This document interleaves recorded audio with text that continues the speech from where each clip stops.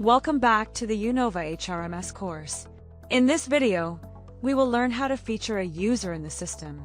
Let's get started. First, open the profile of the user you want to feature. Once the profile page loads, you will be able to view all the information related to that user. From the list of available options on the profile page, click on the Feature This option. A pop-up message will appear confirming that the user has now been featured. Click on the Close button to close the confirmation pop-up. Now, go to the top navigation bar and click on the People icon. From the drop-down list of options, select Directory. On the Directory page, in the Featured User section here, you will be able to see the user you have just featured. That's it.